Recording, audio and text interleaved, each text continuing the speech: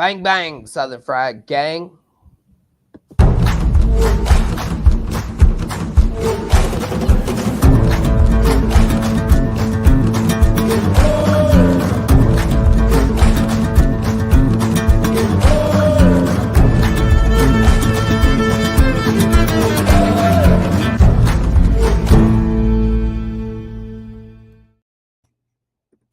All right, what is up, sports fans? We are back, and we are here for an episode of Fired Up. Being joined tonight, as per usual, his normal co-host duties is the man down the bottom, Southern Fried Gentleman, Mr. JD White, and we got a new guy. We breaking in tonight, Mr. Samir from Sideline Sports, big Atlanta sports content creator. Welcome to the show, Samir. How are we feeling this evening, my friend? Feeling good. How are you? I'm great, man. There's always something to talk about in the sports world. Plenty of stuff to talk about, and I will mention I am rather excited for UFC Jiu-Jitsu. As people who don't know and aren't the combat sports fan, Bella Mir won her debut. Her dad is Frank Mir, the former 3-time heavyweight champion, and she's looking to go into the Olympics. But that's not the top story of the day. As always, the NFL dominates the airways, and it came out today that former Baltimore Ravens kicker Justin Tucker has just been smacked with a 10-game suspension, and they're gonna hit him with the 10 weeks personal conduct, and we all know what the story's about. It's basically another version of Mr. Deshaun Watson with the finding those little extra spots he probably shouldn't be in. But before we get to that, JD, your faithful is not happy with us. We were a few minutes late getting started today. We were, and hey, ladies and gentlemen, listen. I think the element of surprise is vastly underrated. Guys, if you take out as it is anyways. if you take out the element of surprise, you lose most of your advantage. It's a very simplistic coaching philosophy that I learned a long time ago. Sometimes it's good to do things when they don't expect them to be done, or you know what? Sometimes I'm going to do exactly what you expect me to do, which is show up when we tell you we're going to show up. So I am the Southern Fried Gentleman. We've got Samir. We've got great sports talk this evening. We've already started it off with Justin Tucker. My goodness. I guess let's start over to Samir. What are your thoughts on this, man? Like, obviously, we knew once he was cut by the Ravens last year that he was gonna be in some stuff. He still has to go through his legal troubles. But was this kind of par for the course? 10-game suspension for Justin Tucker, Samir? Yeah, in my opinion, it was. And in my opinion, it's kind of been the precedent for how the league has handled these type of cases. Usually anything that negatively affects the public image of the Shield, whether it be on or off the field or can potentially impact their bottom line, they will not hesitate to act on it, even in a case where a player may have not been criminally charged. For example, in this case, Justin Tucker, Deshaun Watson had not been criminally charged in the past and still received a lengthy suspension. Ray Rice, I think the charges in that case were dropped, and he initially received a slap on the wrist, but after that video was released, he was ultimately suspended indefinitely and didn't play it down in the NFL again. However, I don't like the fact that it will take into effect in late August, regardless of whether he is on a team or not, which in my opinion, if he's not on a team, the games that he would end up missing should not count toward that suspension. JD, your thoughts, Mr. Tucker? Y'all, I can't believe this was all going on at the same time that the whole Deshaun Watson stuff was going on. Like, they were essentially happening almost per the timeline, like right there together. And y'all, if Deshaun Watson, if his career hadn't been derailed by injury, the ACL, the Achilles, all this stuff, plus the off-field issues, we're talking about him being maybe a top 10 quarterback in the NFL right now. He was on the way up. We're talking about a Watson dude. was on the way up, but he's already sustained a couple injuries at that point in time too. Right. Well, I just mean think back to Houston Texans leading the Chiefs 24-7 in the first round of the playoffs back, I don't know, four years ago or so, maybe. I can't remember the exact time. It was 2019, I think. Thank you, Samir. Exactly. That's what I'm saying. All of this stuff leads to great conversation for all of you people to listen to. Kane, Wrestling, Steven, appreciate you having me here. South Florida Tribune, thank you for having me here. Samir, I love the hat, man. Love the hat. I'm so happy to have you here. But as I was saying, I just can't believe it was happening at the same time. A lot of people are going to say they came down harder on Deshaun Watson over Justin Tucker. I can already see that narrative being written in my mind. It's not my opinion. These things, like NFL players, bro, be better. You want to know who else needs to be better? Fans. That's the topic coming up later on the show, isn't it, Steven? Yes, sir. Yes, but sir, just be better. We'll get to that. But here's the thing: like, it's something me and Ben talk about all the time, right? Listen, you're an athlete. You know, you get some of the gets access to some of these ladies that not all of us get access to.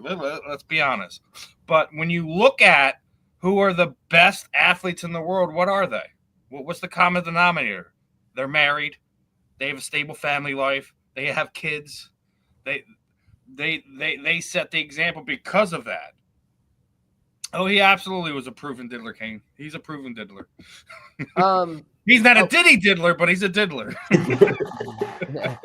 No, it's not proven. He hasn't been charged yet, but they are, I think, 16 different accusations going back to 2012. So when he first came to the league. I mean, obviously, nothing to the along the lines of how many people accused Deshaun Watson, but he's not proven. But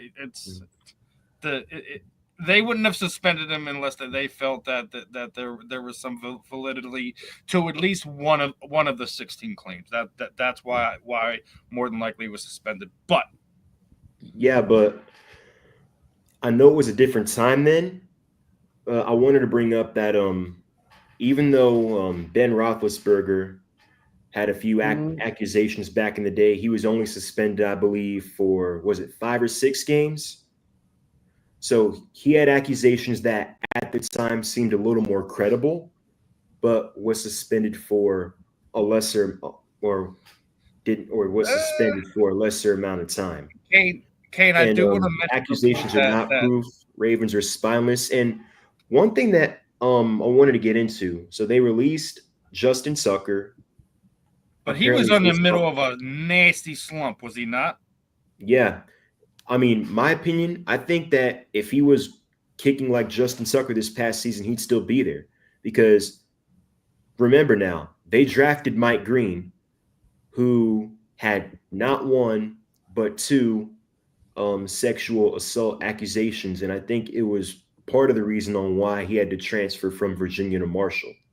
And he was actually a potential first-round talent. I know he was one of the guys the Falcons are looking at 15. So he was high on a lot of teams' boards. He put on a show at the Senior Bowl, and then the accusations came, and they ended up falling to Baltimore at 56. So, I mean, for the most part, I believe that he was cut due to his performance and not because of the accusations, because you can't cut Justin Tucker for that, but then you go around and draft Mike Green.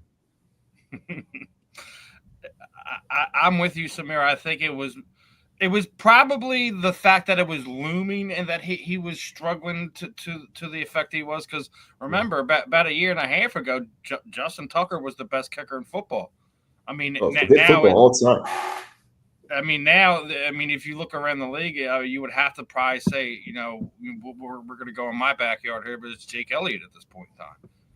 You could also make the argument that the kid from Dallas too, he's got a freaking leg on him. That kid too. So, you have a couple guys around here, so he's in a situation. Yeah. Well, and I think it tells you the Ravens knew this was coming. Kane's opinion.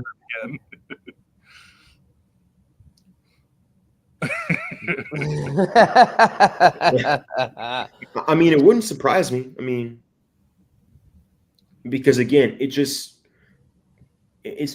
backwards, or not backwards, but it wouldn't make complete sense for you to release Justin Tucker because of the accusations, but then spend a second-round pick on a guy who had multiple accusations as well. So I think this was more performance-based when talking about him being cut.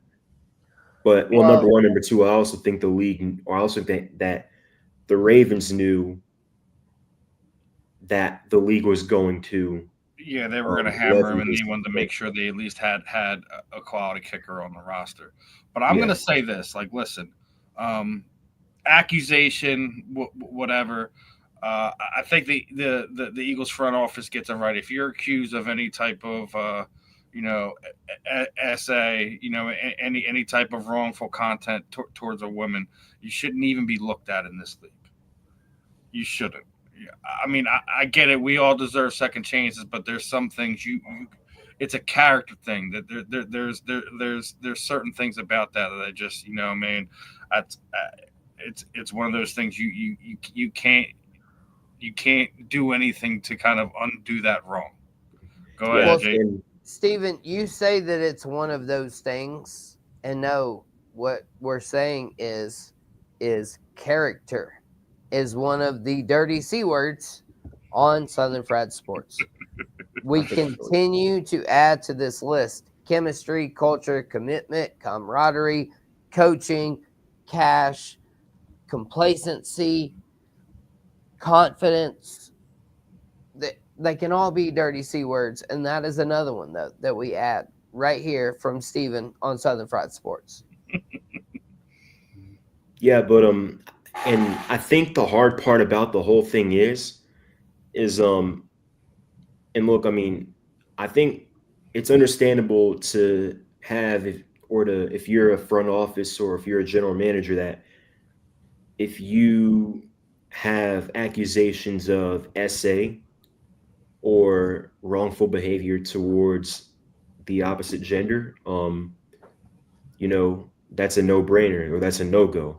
But I mean, there are cases where you have people that in the past, for example, a Sean Oakman or a Brian Banks, who get wrongfully accused. And I'm not saying this is the case, but I will say something to that fact, my friend.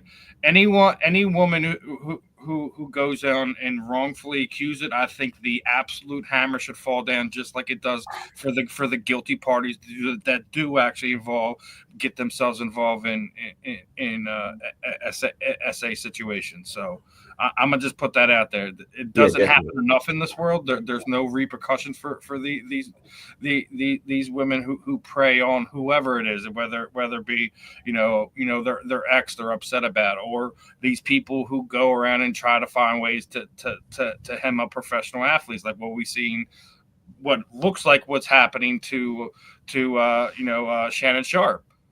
So it's like, listen, you have to be real careful, because it is a dicey situation. Go ahead, brother. I just had a name as well. Samir, Braves fan here.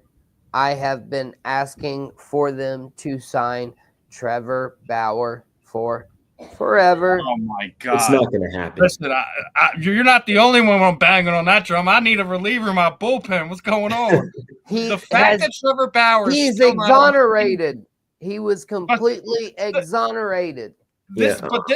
This is a major league thing. I'll let you get in a second, Samir. This is just a major league thing. When they're wrong about something and they've already took a stance on it, they will stick their head in the freaking sand like nothing's going on.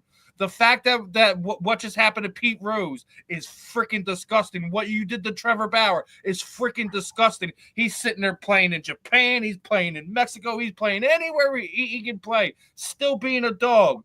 Still having his name run down and being ignored by Major League Baseball like he's some type of disease. Go ahead, Samir. Yeah, I was going to say, yeah, I have one of the Braves to take a look at him for a while, but he's basically all but blackballed from Major League Baseball. It's yeah, if I were the Braves, I would have taken a look at him, but it's not going to happen. That's what I'm saying. Like, why? We've seen people come back from, I don't know. I'm pretty sure Steven might have a clip of someone today. Michael Vick, it's his birthday. Sorry to segue that, but you know what, Steven, that's what we Happy do birthday, here. Mr. MV7. Gotta show him love regardless. Listen, but his situation was just icon. Right. But hey, let me just tie it all. Let me tie different. it all. Yeah. Yeah. Oh, absolutely. But that's what I'm saying. So if Trevor Bauer can't make it back from false accusations and this person can make it back from real accusations, like stuff that he did That's like, a bad pun, Kane, but I got you. That's a like bad where pun, where are we? What did he say? I got shoeless. Yeah, well, Joe. I think you're comparing apples to oranges because these are two different leagues we're talking about. Yeah, but I mean, it at the same time, it's all about people. Yeah, it's all about we're on the personal side of it. We already stuff. know that the NFL. You know what I mean? We already know the NFL will shove anything under the rug as long as they can. Once they start seeping out, then they go address things. I've addressed the situation that's going on with the NFL right now that no one's talking about on the last two shows that I did. It's disgusting. Right. Well, and Samir, I love that comment because it brings this question to my mind. Listen, this is what we do. I love it. So, in your opinion, though, why would they My batteries don't run out, Pete Digits. Never. Why would they be treated differently? I mean, at the end of the day, we're talking about accusations made against someone. I mean, yes, some of them may be. I mean, like I said, they're all different. We've got Ray Rice, Deshaun Watson, Justin Tucker, all of these dudes, Trevor Bauer. They're all tied up in like sexual stuff. Yeah. And some of them have been able to make it back. It was domestic assault. It wasn't right, sexual assault. Right. Kane. You don't know? Yeah, that's what I mean, though. Kane, you don't know what's going on? All right, listen. I don't know if you guys are prepared for this or not, but I'm going to bring it up anyways. If people who don't know is what's going on with the NFL that no one's talking about right now because everyone's scared of losing credentials and getting blackballed and stuff like this. The NFL was found to absolutely have colluded against the NFL players by an arbitrator the 3 days after Deshaun Watson signed that ridiculous contract to not sign veterans to guaranteed contracts, which is freaking disgusting. You call the shield, you call all this other stuff, but you're colluding against your athletes. You only let them have medical insurance 5 years after they retire. You do all this other stuff that, you know, I've been sitting there saying for a while that the guy should be getting guaranteed contract, right? So you're going to collude against players to not get it.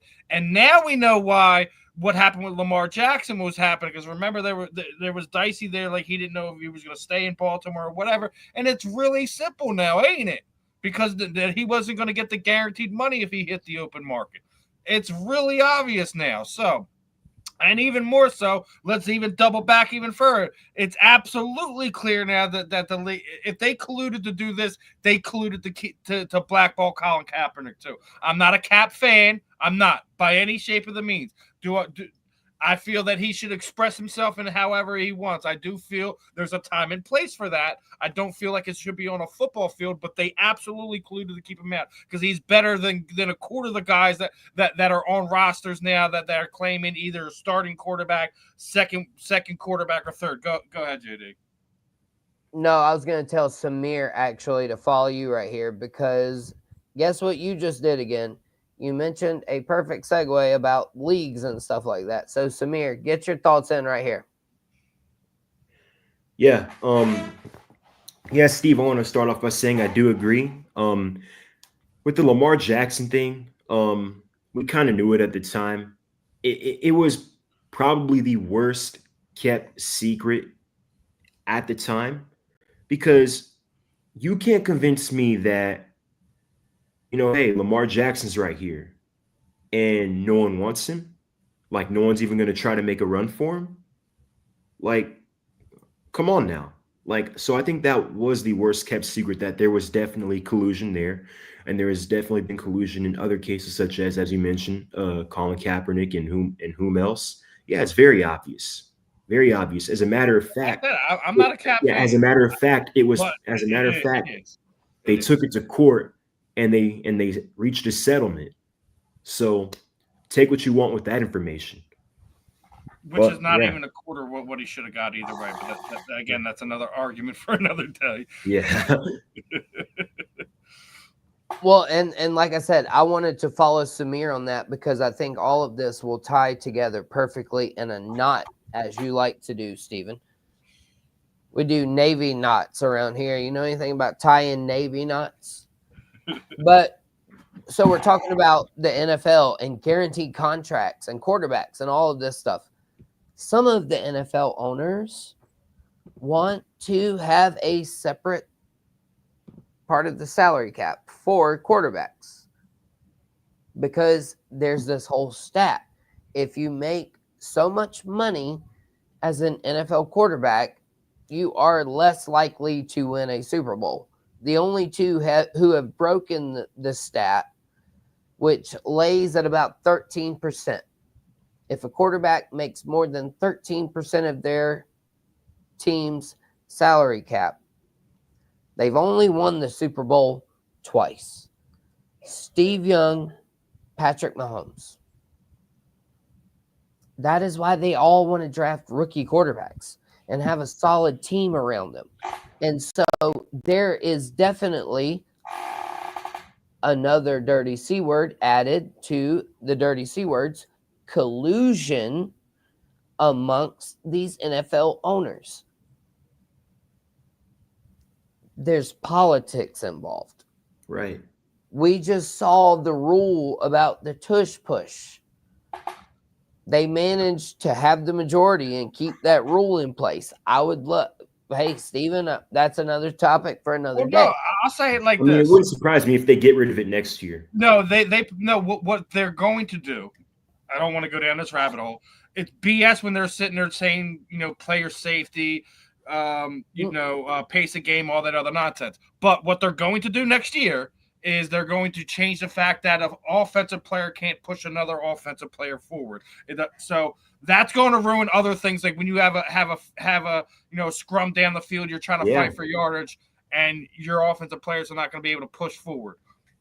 That's fine because the Eagles have already prepared for this. But go ahead. I completely agree. I have never once mentioned player safety as the issue.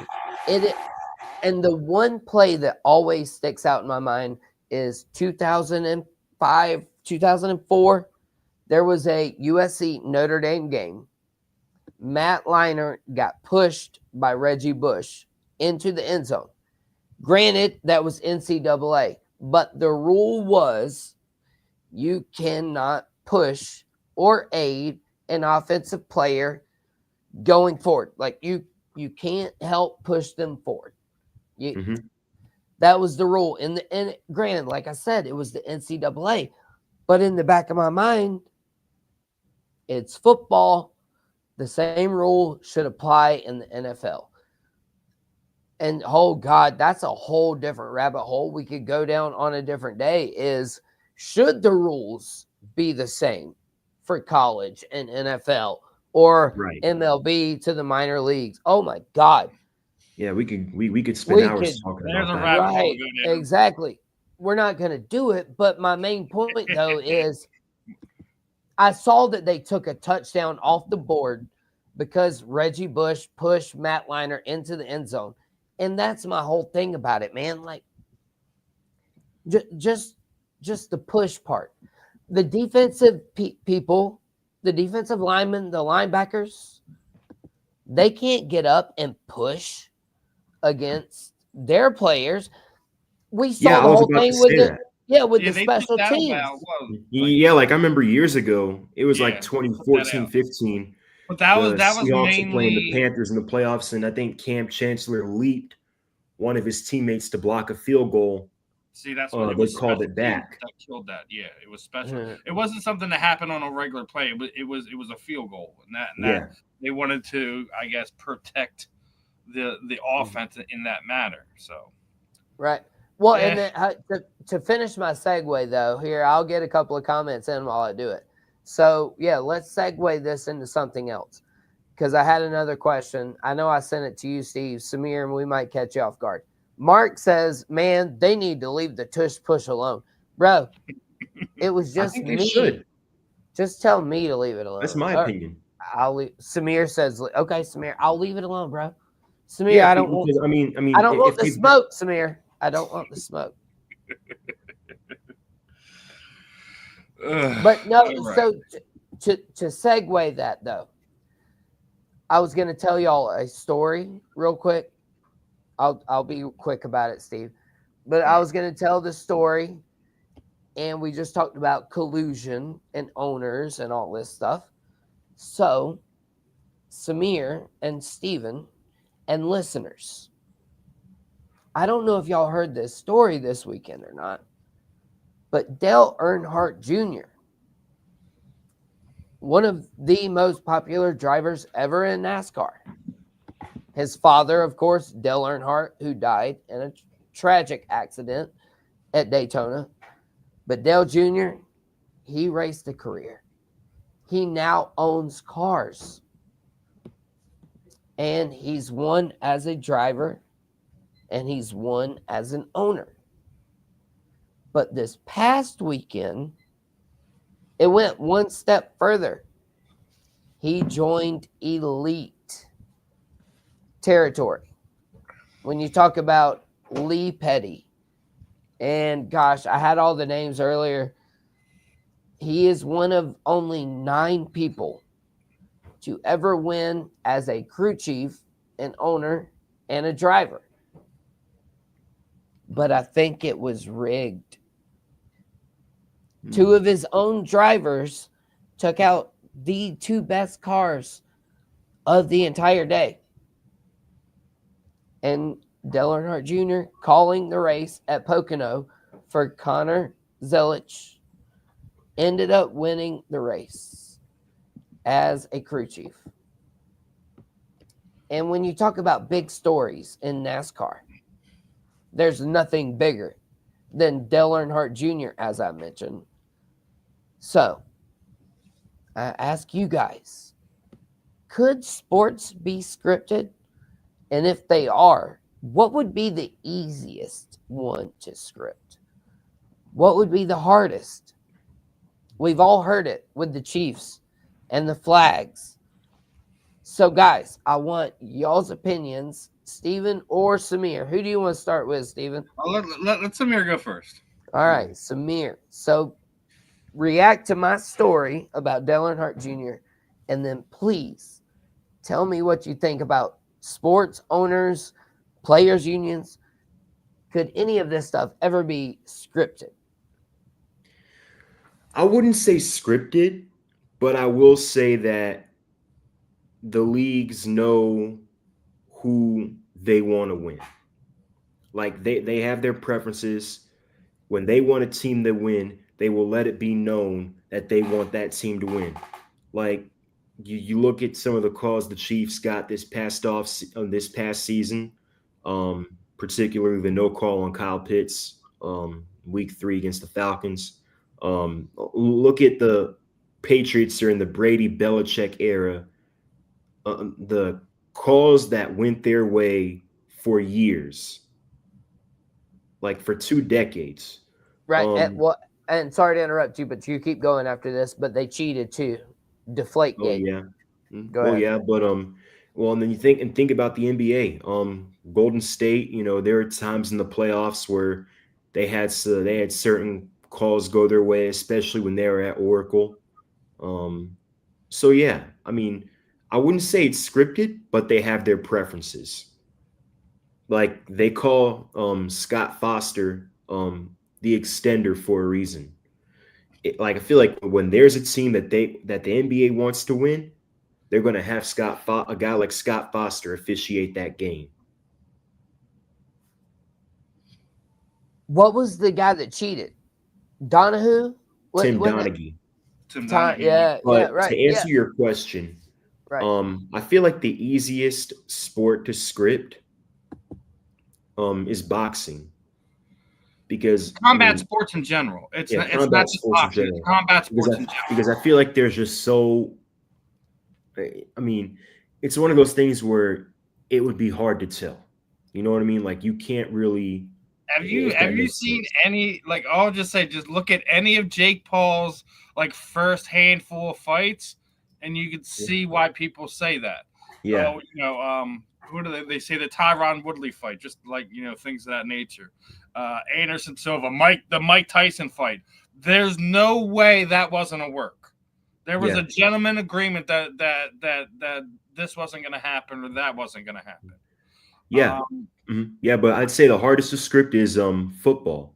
Yeah. Because again, it's almost blatant that when a certain team keeps getting calls that are maybe borderline or maybe questionable, when those calls continue to go their way. I'm going to respond to Mark right here. The Flake game wasn't overblown. Okay, now.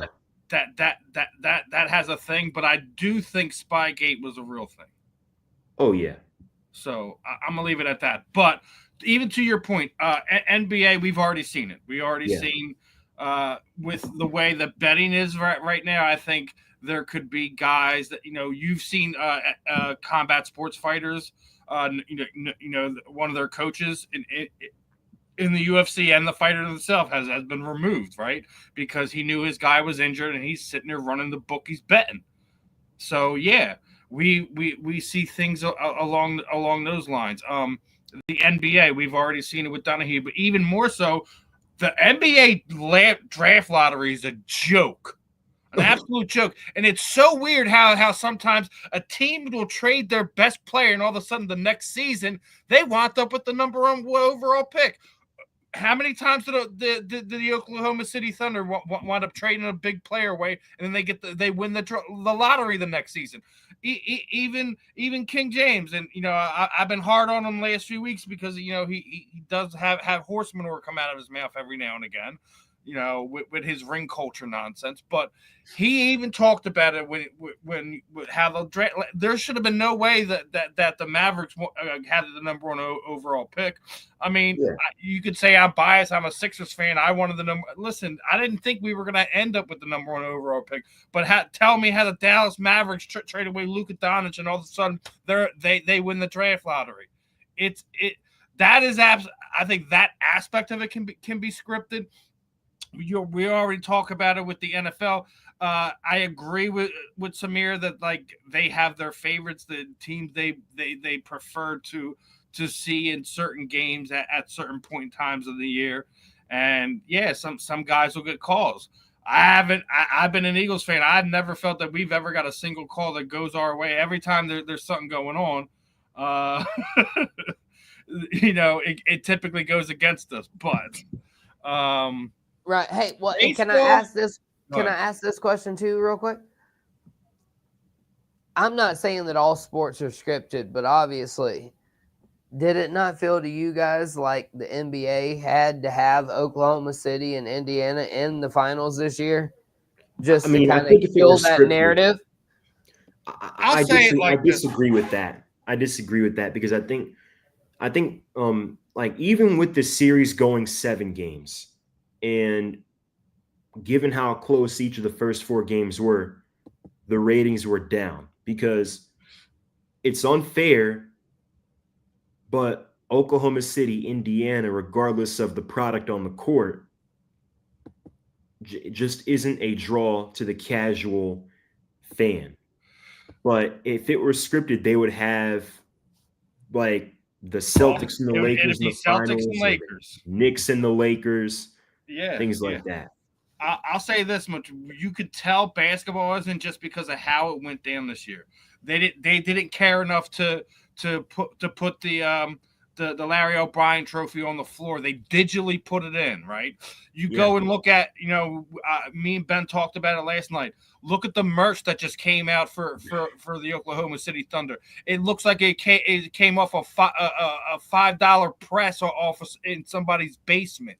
They should be absolutely ashamed of themselves the way that merch looks. How hard is it to, put an orange and blue splash on a helmet and put on a hat and put a championship logo for Oklahoma City Thunder? What they put on them gentlemen after that game looked like the stuff they sent overseas for the losing team. It was a travesty to see that, and it was sickening. I agree. Hey, listen to Mark over here. He's a Sixers fan, and how many times they've gotten? He's a Philly fan in general, but yeah, we have. But look how many times screwed over. The whole thing with the lottery, and this is my take on it. I can't believe they stopped showing the freaking lottery balls. No, there's a reason for that. They show the results. Yeah. Oh no, tell me about it. Show me, no, I don't believe. Like, they showed the lottery for South Carolina Education Lottery. They making a big pick. Guess what you see? The lottery balls come down with the numbers, because guess what? Other than that, I don't believe you. Right. No, I have no reason to believe you. Yeah, I've been saying this. Like with the NBA lottery, the 1 year is time for Anthony Edwards, the hometown product, to come home. And we had a bottom 3 record in the NBA that year. We end up with like the 6th overall pick. But I think like the worst draft in recent memory, we were a 35-36 win team that year. We won the lottery.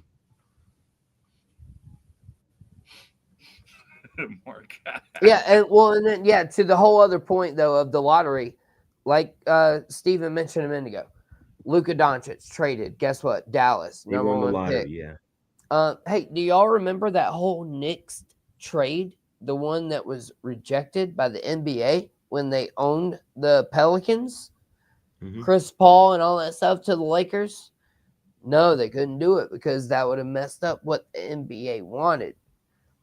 Yeah, no, but there's some kind of control behind the scenes that we can't see. Sorry. Like, we do not riot. Like Anthony Davis traded. We celebrate and the Pelicans won the Zion lottery that year. There is no riots in Philadelphia when championships happen. We just celebrate just enthusiastically as we support our team. Bro, y'all are a bit over enthusiastic, if I must say so myself. Like, there's a difference. Y'all don't know what real passion's about. Hey, I'll tell you what. Come down here to Williams-Brice Stadium on a Saturday with me. Well, I'll show you passion. What's that again? South Carolina Gamecocks, SEC base, SEC football, baby. Oh, okay. I know we jumped into the NBA a little hard here, real fast with the curveball, but real quick spin back to the NFL for a second, and then we'll head back to the NBA because I want to get your guys' thoughts on Cincinnati is staying in Cincinnati. There was rumors that they were going to leave Paycor Stadium, but guess what? It's staying there in Cincinnati. They're going to put some money into it. They're going to have some fun. I heard there was rumors that if they didn't get something done before August, that the owners were going to start shopping around to see what other cities wanted a team. Now, I'm happy for Cincinnati and things of that nature. I want to segue this into another topic too. What state city should have an NFL team that doesn't right now? San Diego never should have lost the Chargers. I don't want to hear. I don't want to hear anywhere in LA. All right, listen. I love San Diego. I love Oakland. All that set aside, you have the biggest state, and for the longest time they have had the most teams. Like I want to see Utah. I want to see North Dakota. I want to see these other states that really don't have an NFL franchise. And it's that'd be like taking basketball out of Indiana as a whole and be like, you're not allowed to have a basketball team anymore. A city that doesn't have an NFL team that should. Let me think. Yeah. Well, to slightly be a little different, while Samir thinks, I'll say that the state of South Carolina needs a professional team of something. I mean, they grease our polls. Depending on where you are, you do have the Panthers. No, I've already disowned them. They are not the Carolina Panthers. They're a professional franchise. You're gonna have to deal with that. I don't know. Well, I mean, you guys are on the come up though. But yeah, they're until Dave Tepper completely proves to me that he can be okay as an owner. Right now, they are the North Carolina Panthers. I've already disowned every bit of South Carolina affiliation for all of the fans. I speak for all of the fans in South Carolina. Yeah, and if you don't like it, city that doesn't have an NFL team but should. I think one city that comes to mind, I've got a couple. One city that comes to mind, Salt Lake City. It's a growing sports market. They've had the Jazz. They've got a pretty rabid fan base. They've had one over there for a while. I know they just got a hockey team last year. They were the Arizona Coyotes, I believe. They just moved up there. The owners of the Jazz bought them. There have been talks about the league either expanding or relocating to Salt Lake City for baseball. I know before they moved to Vegas, there were talks about the Oakland A's potentially looking at Salt Lake City. There's still been some expansion rumors. So that's one. And Atlantic City. All right, King. Atlantic City. Then guess what? Either the New York Jets or the New Jersey Giants can move to Atlantic City. Hey, one of them should move. Why are the two teams in New York sharing a stadium? Like, that's weird to me. I don't know if it's weird to y'all, but it's weird to me. It is a little weird to me. And LA too. Shoot, LA too. Chargers and the Rams. Yeah. So Steve, you said San Diego doesn't count, even though I think they should. The Chargers never should have. I think they. I agree with you. Like they were robbed. They got screwed. If you look around, they don't really have another sport. And then another good sports town that lost their NFL team recently, St. Louis. Yeah, that's exactly as soon as y'all said. As soon as you said, they won a Super Bowl there. But I also said Nebraska. Nebraska, are you kidding me? Like there is some Midwest, states, cities that deserve love too. We shouldn't be overloading, California, New York, because technically New York has 3 teams, even though Buffalo's upstate and not like New York City, but technically they're the only one that is actually in the state of New York. Omaha, like I said, man. Well, this is kind of random too. So you just mentioned all of those teams that are very close right there in that market. That's why their rivalry is so good. That's why the AFC North, Cleveland, Baltimore, Cincinnati, they're all relatively close. So you've got all of these fan bases, within proximity. And that's the one thing about Atlanta. The Braves, there's like 700 miles in every direction before you find their next rival in baseball. And so, this whole thing is wild. Why do you want to saturate these large markets? as Kane, Pete, they've been wild, bro. These commenters, shout out to Kane, P Digits, And Mark, Mark, all of yeah. you guys, man. Yeah, y'all have been hilarious. You've been a little out of pocket, but we appreciate it. All right. Well, Samir asked for some trade talk prior to the draft, and we're gonna touch on them. So I know you wanted to touch on Porzingis in there, but look at these pre-draft trades that just came down the pipeline over the last week or so. I mean, obviously Kevin Durant to the Rockets probably the one that sticks out the most. Drew Holiday to the Blazers. There's been some crazy moving and shaking going around. Samir, tell me how hyped you are that you have Porzingis down there in Atlanta, or are you hyped at all? Yeah, there was a lot of excitement from the Atlanta Hawks fan base in general when the trade for Kristaps Porzingis was announced. He brings a lot of what this team has been lacking in recent years since their run of the Eastern Conference Finals in 21. Um, Size.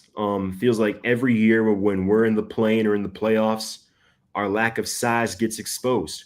Porzingis brings that. Um, a guy who's been on winning teams, a guy who's won a championship, so somebody who can help, you know, kind of change the culture, who has some championship pedigree and experience. He brings that. He averaged almost 20 and contributed to a championship team. And if he's healthy, um, watching him catch lobs from Trey Young and he can shoot 40% from downtown, that's going to be a beautiful sight to see. And and most importantly, if you are a fan of the Atlanta Hawks, the biggest grievance within the Atlanta Hawks fan base is that Tony Ressler, the owner, um, has owned the team for a decade and has never once gone into the luxury tax. And we're all sitting here like, come on, like we're Atlanta. We're not a small market. You know, there are a lot of players that live out here during the off season that train here. So it's not like Atlanta is this undesirable place to live. Like, like spend some money, invest in this team. This team was ranked dead last in attendance last year. And right now, you've got to do what you can to, and just to, before I say it, Atlanta is one of those towns where we have a passionate fan base. It's not to the level of, Philadelphia or New York or anything like that. But if you put something on the court or on the field that the city can get behind, man, the city's going to ride with you. Like, I remember like during our run to the Eastern Conference Finals in 2021, there had never been any point in which I remember the city getting behind the Hawks in the way they did that year. Even during their 60-win season in 2015, like there had never been that much excitement for the Hawks up until that point. The atmosphere at the games, the buzz around the city, from the way the local radio stations talked about the team and covered the team from the top down. And this is a message to your fan base, and we're not done yet from what reports are saying, because we have, I believe, a $26 million trade exception from the DeJounte Murray, Dyson Daniels trade last year. So you use that exception to help add even more depth to this team and help out that foundation we already have of Trey, Dyson, Jalen, and Zachary Richeshay. That is sending a message to your fans that, hey, it's sending a message, like you're making a statement like, hey, we're really trying to go for this thing. We're really trying to make some noise in the Eastern Conference, which is wide open. So that's why there's so much excitement surrounding this team. And if Jalen Johnson can stay healthy, if Porzingis can stay healthy, the Hawks are going to be a fun team to watch if they continue to add. I can say the same thing about my Sixers, but they just can't stay healthy. Yeah. And again, along with size, depth has been this team's biggest issue since 2021. Great example. Before Jalen Johnson got hurt in January, we were the 5th seed. He gets hurt, we end up missing the playoffs. Like an injury to one player, and this may sound short sighted, but most of the time, an injury to one player shouldn't derail your entire season. You need depth. You need a lot of guys that can play a role really well or can contribute in multiple facets. So I hope this Porzingis trade is only the beginning. And not only that, you offloaded two bad contracts in George Niang and Terrence Mann. So hopefully this is only the beginning of what looks to be an exciting offseason if you're an Atlanta Hawks fan. I'll just say it like this: if you're one of these tweener teams that was just outside of the playoffs, you have to be excited this year because the East is wide open. Yeah. You had three superstars tear their Achilles that are not coming back next season. The Celtics shouldn't be a top contender. You know, and with that being said, the top end of it, you know, obviously, you know, Cleveland should be out of the mix. There's a bunch of those teams that are on top that should not be in that mix. And if you can put the right pieces around it, like whether we're talking about Atlanta or some of these other teams that were just on the outside looking in, you should be going all in right now. Orlando's going all in. And like speaking of that, we're already seeing trades. Like, you know, like I said, you know, as I put on there, you know, Kevin Durant was traded to Houston. Does he make a difference there? Does he get? I mean, he's still in the Western Conference. That it's the Western Conference is what the Eastern Conference was, you know, 20 years ago. It is loaded with guys that can compete. Go ahead. The most consequential trade that's going to happen or could have. I don't know if I could say it's going to happen. I think it is, but I'm sure you guys would agree. But the most influential one would be Giannis Antetokounmpo. He said he's staying. He said he's staying. Yes, it seems like he's open to staying, but there's also a lot of trade rumors. But my thing is, like, if you were to trade for him, what would they give up? Because Desmond Bane just went for four unprotected first round picks. That is the most ridiculous thing I've ever heard in my life. I know. When I see that, I'm like, only got traded for one. That trade, like four. How do you get a king's ransom like that? But Luka only got traded for one. Right? This is what I mean. It makes no sense. Yeah, but tell me I don't know what it is. Scripted. But I don't know what it is. Like in the NBA, it's a common theme you see a lot with these young teams. Like if you've got a team with the young nucleus and they lose in the first round, sometimes they might make, in a way, kind of make a knee-jerk trade or an overreaction in an attempt to go all in and end up overpaying for somebody who may not necessarily be worth it. Like, did you see the new contract the Rockets just gave Kevin Durant? Like, it's like they're paying him for 2 years and I think over $60 million a year. And this is what I mean. Like, you just won 50 games. You have a young nucleus, and you know, and you've got guys like Fred VanVleet and Dylan Brooks. Dylan Brooks especially is a culture setter. You see what Memphis has been since he left, and you see what he was able to do in Houston with those young players they have. And not only do you trade that, you trade him, and you trade Jalen Green. Yeah, he had a bad playoff series, but he is still one of their young, promising players with potential. And you trade him for 37-year-old Kevin Durant. And on top of that, you gave him $60 million over the next 2 years. And Orlando, I like Desmond Bane. Orlando has a nice young core, but 4 first-round picks, like the Knicks last year, 5 first-round picks for Mikal Bridges, and then Mikal Bridges is, but he's a killer, dude. He's a postseason stud. He is, but 5 for no, like it is way too many. It is. Listen, I was mad when we traded him after we drafted him. I'm like, what are we doing? Yeah, I remember that. And didn't his mom look for the Sixers at the time as well? That they drafted him. I'm like, yes, finally. a guy from Villanova who can actually play. And Didn't then his 10 mom minutes work for the later, team as we have well? traded the pick to Arizona. What? Yeah. And then now seeing them pull him out of Phoenix for 5. Yeah, and then what we did. Look, dude, they were in the Eastern Conference Finals this year. Yeah, and then what we did in 22. So 2021, we have the run of the Eastern Conference Finals. 2022, we had some injuries, had some COVID, had a down year playing. We lost to Miami in 5. They beat Trey up pretty good. The Heat are a physical team.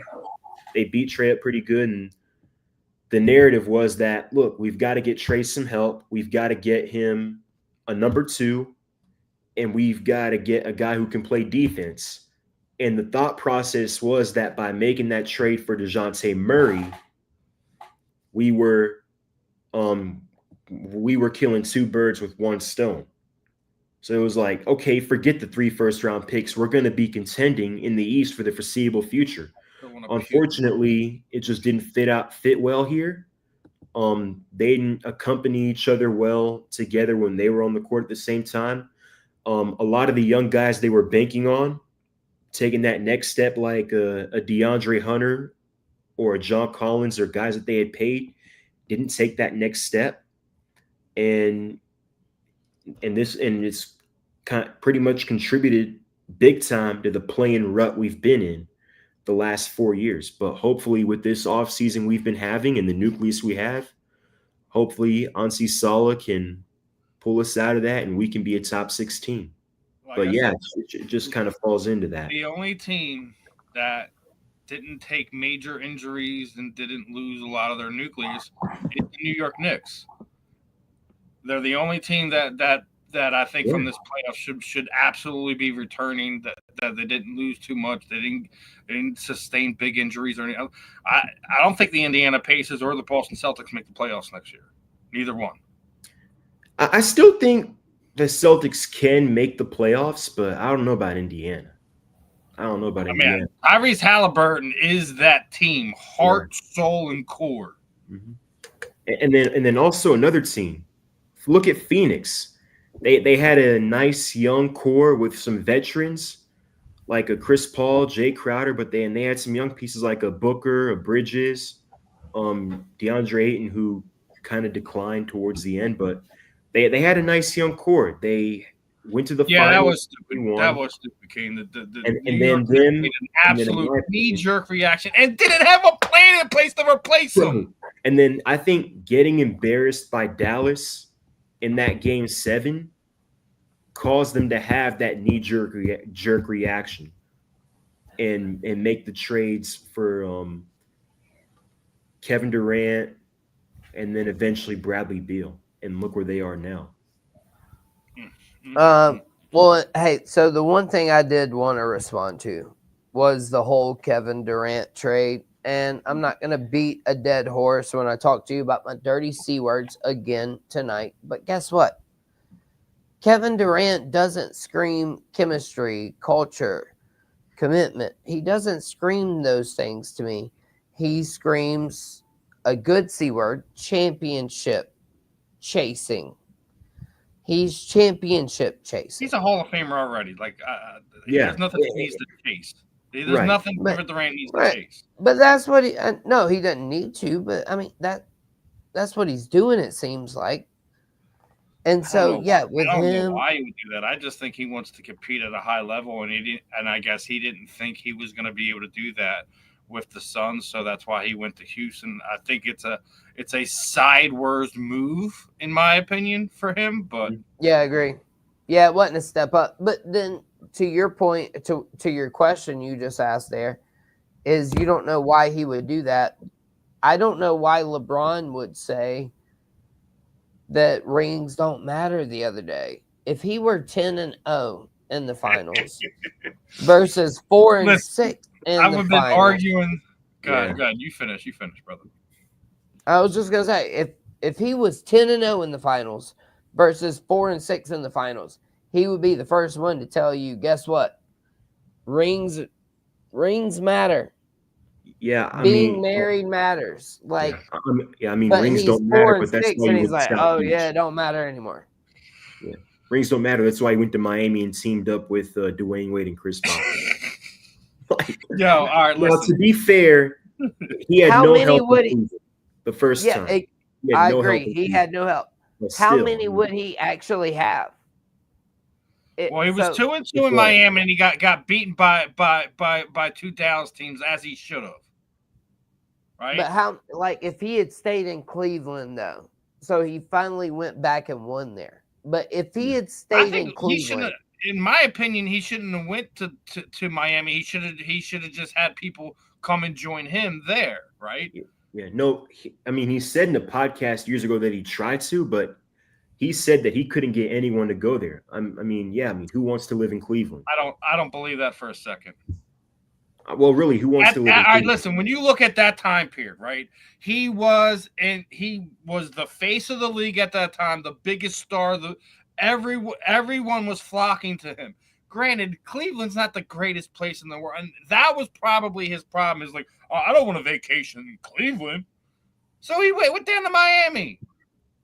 All right, and then he goes back to Cleveland, and he starts beefing with Kyrie, and then he runs to L.A. Right?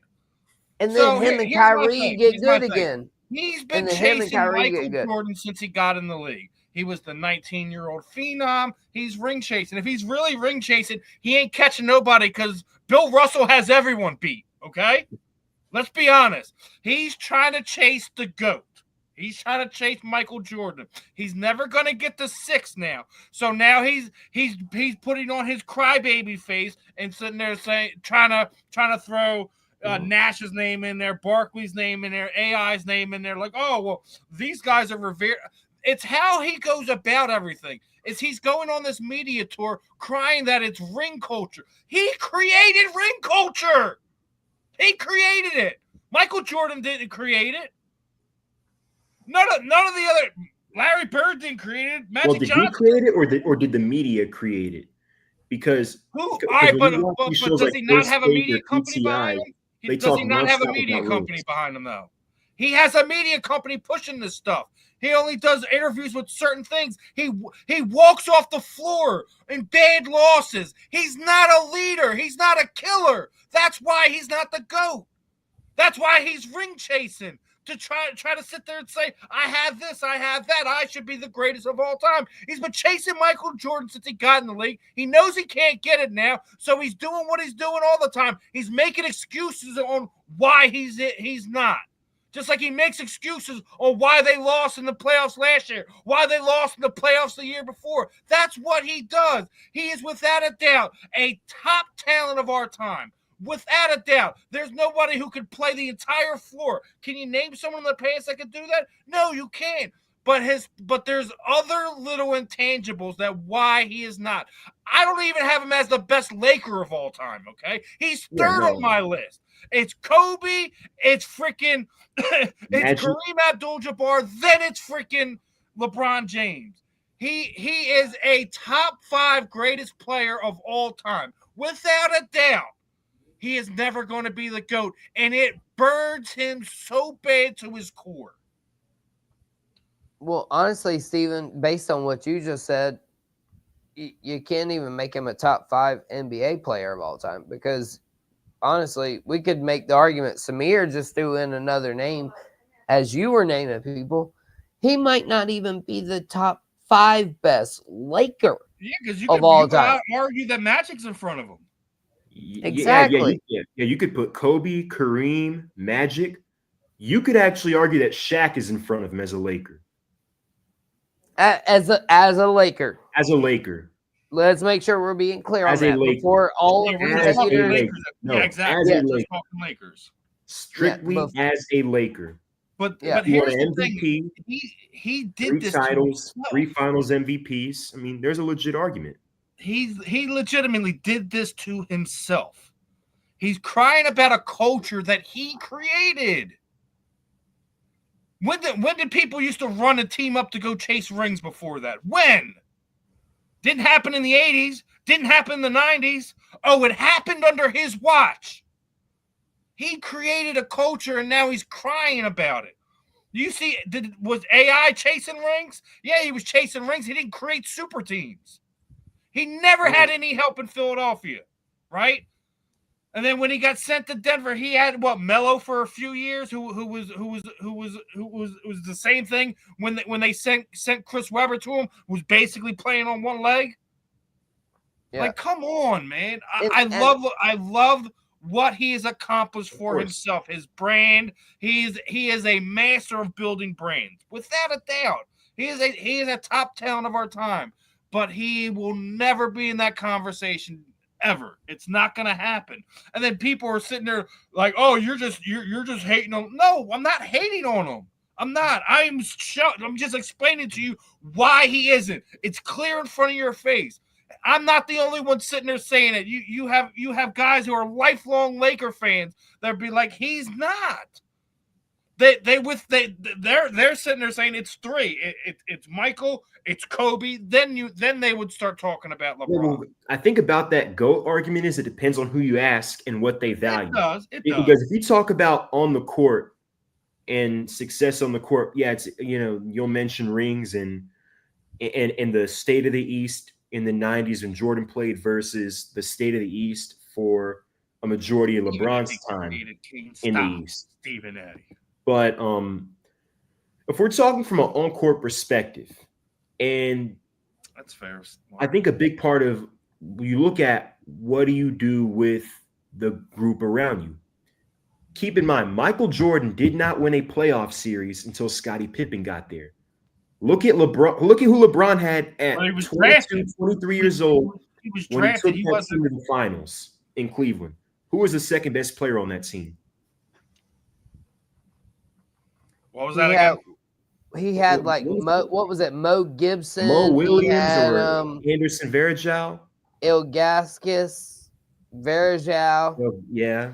Bro, how about the two people that signed contracts when they left after the 2016? Think about it. So Matthew Dellavedova. Yeah. How about Matthew Dellavedova got signed to like $100 million after he won the championship with LeBron in 2016? Yeah, and then think about it. His last year in Cleveland, they won 60 games. The year he leaves, they lose 60 games. Michael Jordan retired for the first time. The Bulls got the number one pick. Don't forget the whole thing of this whole episode is conspiracy theory. It was scripted. And they got the number one overall pick. Number one overall pick that year. I told you it's a real thing. We could say it's conspiracy all we want. That is a real thing. I believe, yeah. To a point, to an extent. We've gotten so caught up in the ring culture, we forgot about the draft. Yes. So let me go touch on the draft. I got the draft list here. What was anyone surprised by anything? Who do you think got better last night? Like, what are your guys' overall thoughts? Let's start it off with Samir. So can you put the screen back up? Yeah, so I mean, overall, when you look at the surprise for me was Yang Hansen going a lot earlier than projected to the Portland Trailblazers. I know he was a guy who worked out for the Hawks a little bit before the draft. He was projected second round pick, but he went 16 overall to Portland. I gotta give a shout out to Danny Ainge partially in the Utah Jazz. Ace Bailey did not work out with any teams. I don't think his agents. The rumor is, I don't know if it's true or not, but the rumor is his agents didn't want him playing in Utah. Danny Ainge was like, "Okay, fine, we're gonna take you anyway." Brooklyn Nets 5 first-round picks. The usage of those picks was maybe a bit questionable. I think there were times where maybe they didn't get the best player available. Like they took Igor Demon at 8 over Kaman Malawach. I don't know if I would have done that, me personally. But I think the head scratcher of the night, the New Orleans Pelicans, like what are they doing? You're not going to be very good next year. The draft class next year is supposedly going to be really good. and you trade an unprotected first to move up 10 spots. So you got fleeced by Atlanta last year in the Dyson Daniels, Larry Nance for DeJounte Murray trade. You fired your front office, or you replaced your front office. Atlanta also replaced much of their front office. And you made a deal with Atlanta, and you got fleeced again. Because, again, you're not going to be that good next year. There's a good chance that that pick is going to end up being a very high pick. So the Atlanta Hawks, honestly, solid, great work. And then you went and got Asa Newell at 23. And that is someone they were potentially considering. The rumor was at 13. So not only do you get, chances are going to be a very high pick next year between the Bucks and the Pelicans, and if Giannis stays in Milwaukee, we're going to end up getting that Pelicans pick, because right now the Hawks would get the higher pick between Milwaukee and New Orleans. But you also ended up, so it's really a 2-for-1. And this is the first time ever that the bird teams in town, the Hawks and the Falcons, spent their first round pick on Georgia Bulldogs. So the Athens to Atlanta pipeline is expanding. Think they're going after it in the wrong sport, but that's just my take. I do want to touch on something. I thought, as far as the draft goes, I didn't think it was particularly the greatest draft of ever, but when I heard the Sixers pick, I love his story. Did you hear about JV's story, that basically he spent the last 7 years living off a generator? That kid is humble. Yeah. And when you hear a guy like that did you hear he was sending his NIL money into this organization to help other kids who were in these dire type situations where you have a kid in the family who's an athlete and they just really can't do what they needed? Like, his story is just something that tugs at the heartstrings. You can say what you want. I don't know why the Sixers pick him now. We got a freaking overloaded backcourt. So it's it's one of those ones where I got to question it. A lot of people felt that that Philadelphia probably should have been involved in a trade talk with the three max contracts they have on the roster. So I thought it was a feel good story, at least for everything that's been going on. Right. Well, Josh, we don't speak that name here no more. That name is first of all, I told Josh to get in the garage. He always says that to me. So Josh, you're late, so get in the garage. And then my NBA draft. We don't mention it no more. Yeah, my NBA draft talk though that I wanted to get to, and then it's going to be quick. And shoot, I don't know. We might be getting ready to get out of here in a minute. So y'all make sure to hit like, follow, share, subscribe. We still got 2 more topics to go. It's all right. It's all right. Yeah, I know. But so my NBA draft stuff. You just mentioned it. Feel good stories. That was a crazy story. Javon Kinlaw, a former Gamecock, he had that same story as a defensive lineman for football. And then what happened in the NBA draft last night, though, for a Gamecock, and let me go ahead and say, clip this, because JD is fixing to Southern Fry one of his own fan favorites. I am a fan of the Gamecocks. Colin Murray Boyles, sir.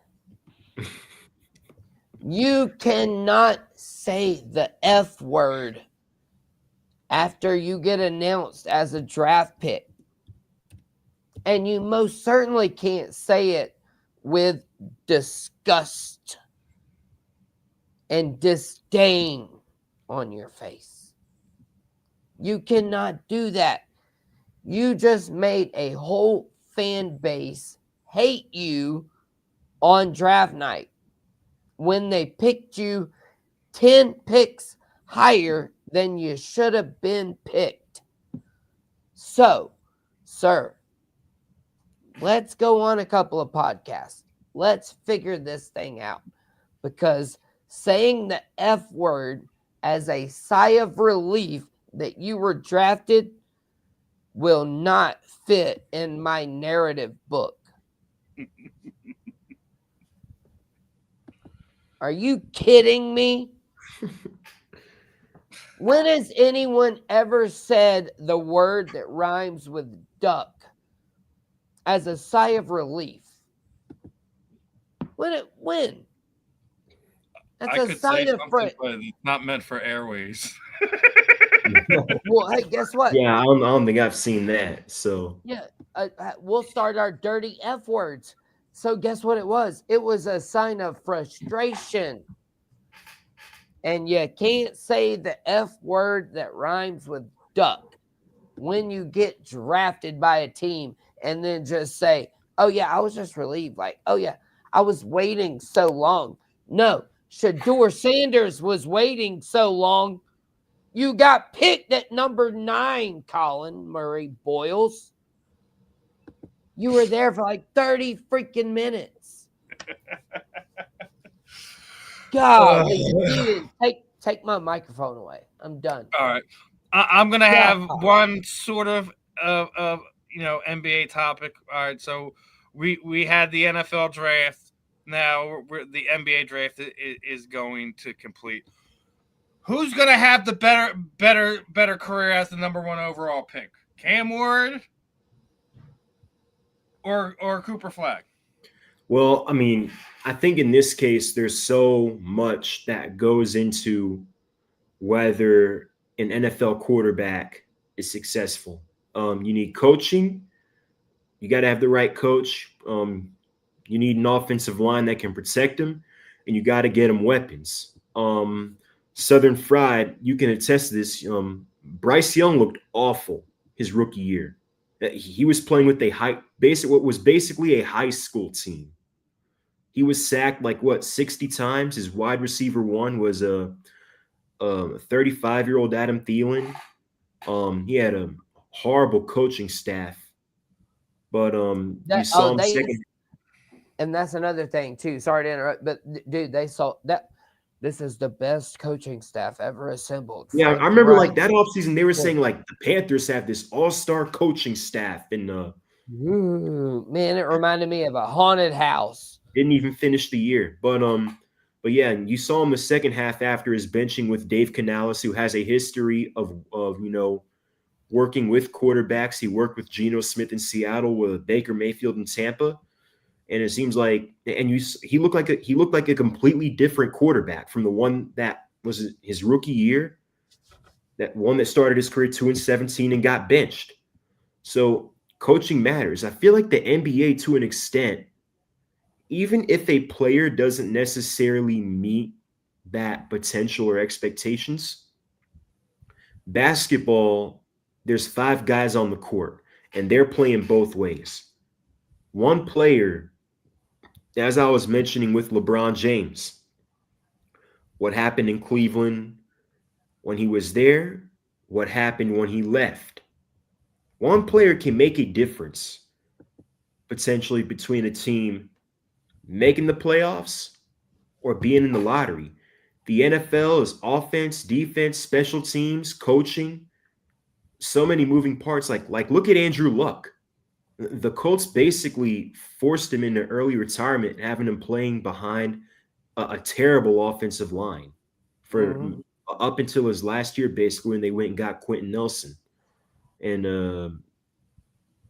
they got somebody else I forgot in that draft.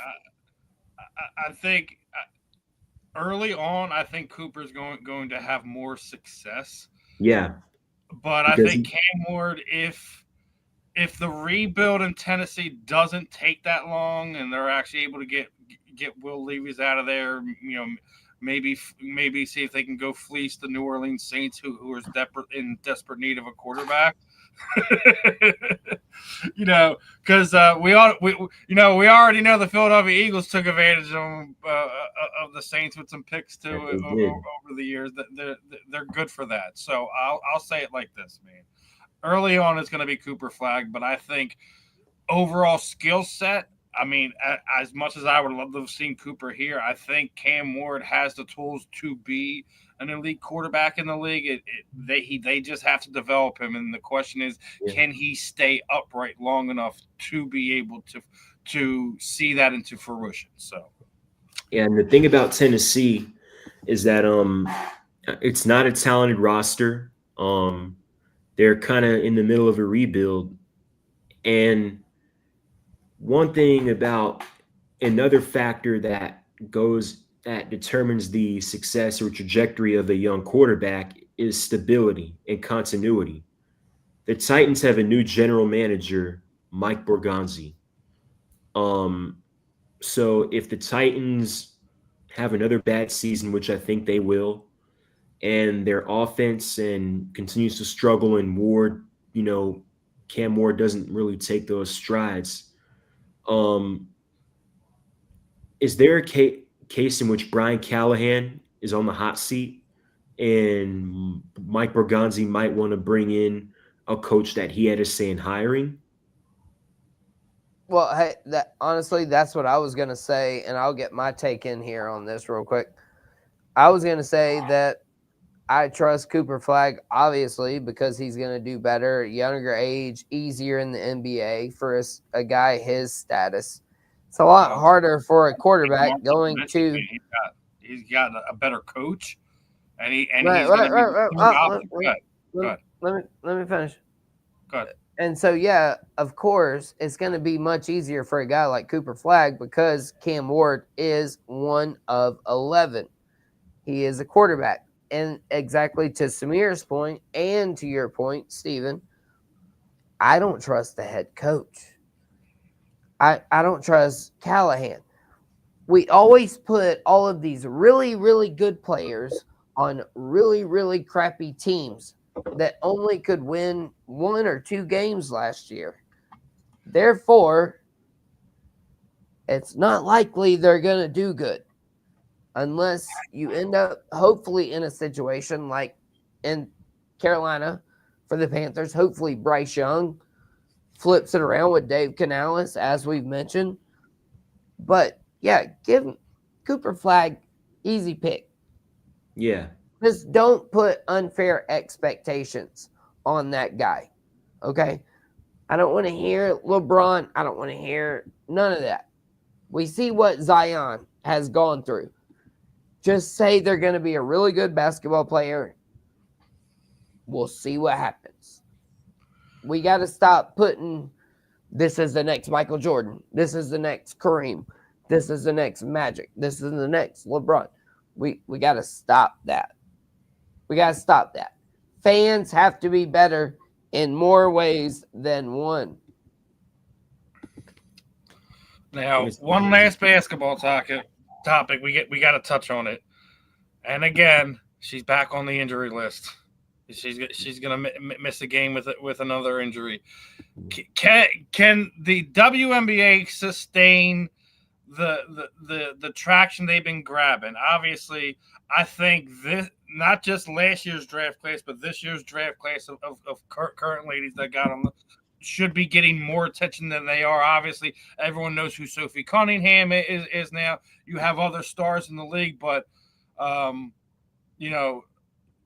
Caitlin Clark continually going down because she's getting banged up. They're not giving her the calls and things of that nature. Her keep going on the sideline is you think that's something they can continue to grow with, Samir, or are they going to have to hold these referees accountable to actually call the nonsense that's going on? Because it's not just Caitlin Clark that's dealing with ridiculous playing and fails. Like, I'm watching other games and there's athletes pulling other athletes down by the back of their hair. That should be you should be getting yanked out of the game for that. That there's no place in basketball for that. Oh yeah, I mean, I think it's definitely coming. I mean, I do think there's definitely going to be some changes into how games are officiated and the calls a star like a Caitlin Clark might get. And again, it goes back to ratings. And I want to trace this back to our conversation earlier about leagues having their selected few teams or players that they want to see do well. Because let's put this in the NFL context. If something happens to a guy like a Patrick Mahomes or a Lamar Jackson or a Jaden Daniels, what happens to the NFL's ratings? They're going to go down. Something happens to a Steph Curry or a LeBron James or a Victor, SGA, whatnot. What's going to happen to the NBA's brand and their ratings? It's going to go down. Well, the NBA, they're launching an investigation into why all these players are tearing their Achilles. Yeah. Like, that's how serious the NBA is taking losing 3 of their big stars to Achilles injuries within a few months. It's not like it's happened over a year. This has happened all within a matter of a few months. Yeah. So the NBA is taking it seriously when they're losing some of their biggest, brightest young stars. Damian Lillard ruptured his Achilles. Tyrese Halliburton ruptured his Achilles. You know, you had the kid down in Boston ruptured his Achilles. Go ahead, JD. Can I say something that no one probably ever will think of or say ever? I say go ahead. Well, no, I'm just leading into it. The NBA created this problem. Whenever they said, in order to win the MVP, you have to play X amount of games. The NBA players were already telling you that the schedule wasn't working for them. That is why load management became a thing. Therefore, you got to force them to play so many games to be eligible to win the MVP. Now, granted, don't get me wrong. I'm not saying I agree with what I'm saying, but I'm saying the NBA painted themselves into this corner. No. There should not be back-to-back. There shouldn't be back-to-back. These whiny players painting themselves in the corner. Could you imagine going back 20, 30 years and them sitting there saying, oh, well, I need load management. That's why I'm not this. That's why I'm not that. These guys want to point their fingers at anybody else but themselves. I've never seen it. That's why no one watches basketball, or at least the NBA product. People love watching NCAA basketball. You don't see them taking load management. You don't see them taking games off when people pay good money to see them. That is the most millennial thing I've ever heard in my freaking life. 82 games has been in all along. So now you want to cut it down to 62? Does that make you feel better? I mean, come on, guys. Are we serious about this? No, I mean, I'm not. I'm just saying I agree with you. I'm saying play. Oh no, I'm sure you do, but but you when you're sitting there, you see this guy making insane amount of money a year, and he's just like, I'm taking off. Don't you like the only player that I would understand, and I don't give him any slack on this, but Joel Embiid. Look at how many injuries he's sustained. Should he be sitting there doing what his body is too big for his frame? Everyone kind of established that already, and that's why he's as often injured as he is. But when he's 100%, he's a freaking killer. Okay? Of course. But that all right, Kane. Just a little bit. I got the generations wrong. I'm sorry. Either way, 82 games is it. I don't sit there and see hockey players asking for load management.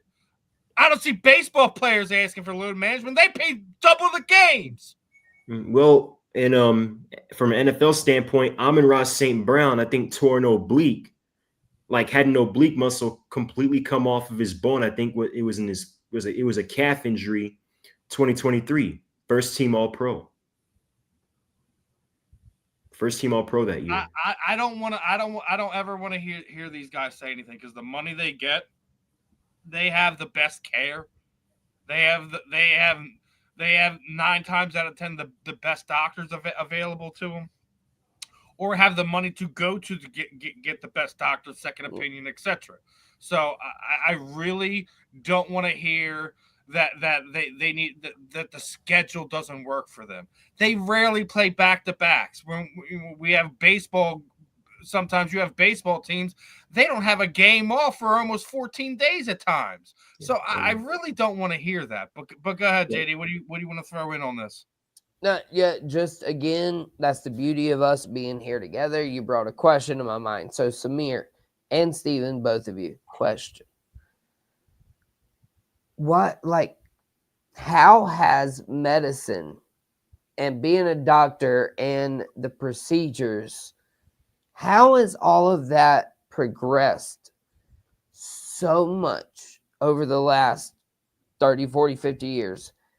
Yet we're seeing these injuries, though, that are new now that we didn't see 30, 40, 50 years ago. Like, how does that make sense to anybody? Well, I think one theory I have is that the guys now are better athletes now than they were 30, 40 years ago. So in a way that it can be, in a way, a blessing and a curse because it makes you more prone to injuries that you may not have seen 30, 40 years ago or may not have seen as often.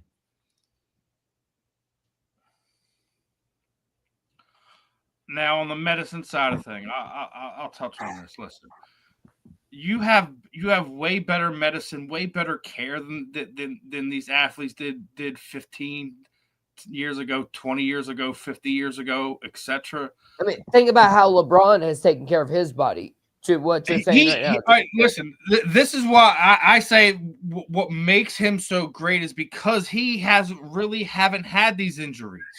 And a lot of people sit there and say that he's on steroids or whatever. Until I see a positive test, I'm not going to go down that road. But he is the Cal Ripken Jr. of the NBA, and that's saying something. That's saying something. There's no doubt that he's great, but another thing is we talk about it all the time. Availability is the biggest quality you can have as an athlete. And LeBron James double checks that box, okay? Yeah. Best ability is availability. Yeah, so listen, I don't want to hear it. Like, so you could sit there and say, oh, well, we're talking about Tyrese Halliburton or Jason Tate. Like, don't tell me these guys don't have access to money, to team doctors or things of that nature. Like, they have access to this stuff. It's all these guys are playing, busting their butts hard, playing basketball the way it should be played. So I'm not going to sit there and sit there and say, oh, well, you're doing it wrong this way. No, they're playing the game right. Can you imagine if you had the medical care now? Back when Larry Bird was, we'd probably got another 10 years out of Larry Bird. And he was a freaking animal. In my opinion, like the only reason he's not in GOAT talks is because of his injuries, because of how he played the game. He wouldn't change that for anything. I'm sure he would change, like, oh, I wish, when I was in year 10, year 15 or whatever, I could have added another 5 years to my career. Could you imagine how we would speak about him now if he had the medical care that these guys have now back then? Other guys, was it Moses Malone? Knees were trashed at the end of his career. I'm sure he would sit there and love to have some of the medical care these guys had now back then. I mean, there's so many guys that we can name, that had their careers shortened by injury, whether it be them playing too hard, their bodies breaking down, whatever. It's not something you can use against it. It's not something I want to sit there and say. Like, medical advances in all the sports are way higher than what it was, previous, generations and things of that nature. So, right. Well, hey, I'll be honest with you guys. I don't even play sports anymore, but I'm about to go get in my cryogenic chamber or in my sauna. You take your pick, but whichever one, I'm going to it You're here in a cryogenic. minute. You're going on cryo sleep with us? Post Yeah. Malone was never injured. I didn't say Post Malone. I said Moses Malone. Post. Kane's wild. He also said, "Yep, you got that one." All right, so Joshua said nobody watches the WNBA. I'm not. Listen, half of the nonsense is coming out of Josh's mouth tonight. He's lucky I don't put him on mute. Yeah. Anyways, I want to move on. He did say one good thing. He said one good thing. Nobody watches the WNBA. Right. Right. Anyways. And that you're right, because I'm not a nobody and I watch the WNBA. You're right. Nobody's doesn't watch the WNBA. He's got that one right. Nobody's does. A lot more people are watching the WNBA that don't watch the NBA anymore for obvious reason. But I'm going to leave it at that. Mm-hmm. Now, one of the last topics we were going on is what is good heckling? Obviously, I'm an Eagles fan. We heckle with the best of them. Yeah, you know what I mean? You still got Eli Manning talking about getting flipped off by little 6-year-olds. Right? We are the king of the hostile environments. I think people underestimate when we're talking about rowdy fans and what lines you can't cross and can't. Like, college sports is way worse than what we see here in Philadelphia. There's a legitimate hate that certain colleges have with certain teams. That's just natural. But we had a situation over the past few days, and it really makes you want to ask the question: where's the line with heckling? And I mean, I think it's really simple. You know, talk about how they play, talk about their team, wife, family, kids, off limits. Limits. We've already touched on this when we had the nonsense as we're talking about the WNBA that went on between Clark and RG3. And Ryan Clark has no room to talk because he dated a white woman. He's sitting there talking about that because RG3 has a white wife. He doesn't know the plight of a black woman. Like, is he not a black man? So how would he not know? Was his mother not black? Okay, so he might have an idea, maybe not to what Ryan thought it was, but he ultimately retracted and things of that nature. I'm going to play like a 40-second video about some of the stuff that just happened over the last few days, and then we're going to come back and address it.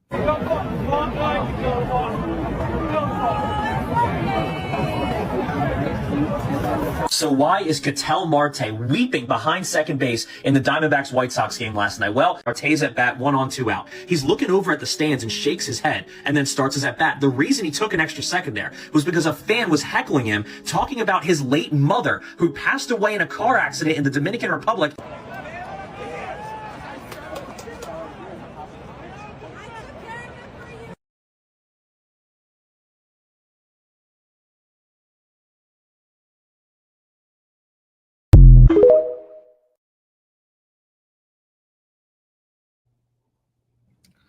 Now, family members are off limits for this exact reason, and I'm glad that all major league teams have banned him. Listen, I've seen Phillies fans get thrown out for Raz and relief pitchers, Raz and starting pitchers before they come down out of the bullpen to start their outing. But there's always a line, man. Family, kids, wife, off limits. You could talk about the team, you could talk about the player, you could talk about their haircut. Oh, you ver that line if you're talking, sexualities and things of that nature. That's also a gray area. I don't think you should touch either. But everything else, I think, is up for grabs, in my opinion. Say they couldn't hit a broadside of a barn. Talking about how that they can't pitch worth the XYZ. Like there's certain things you can say. Family members is absolutely off limits. He's been banned from ballparks.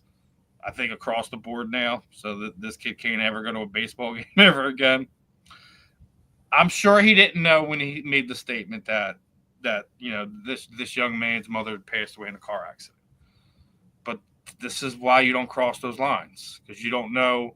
We say it all the time. You don't know what someone else is going through. You don't know, how one little thing can change somebody's day for good, for bad, or indifferent. So be careful how you treat people. Be careful what you say. And this was the prime example of it.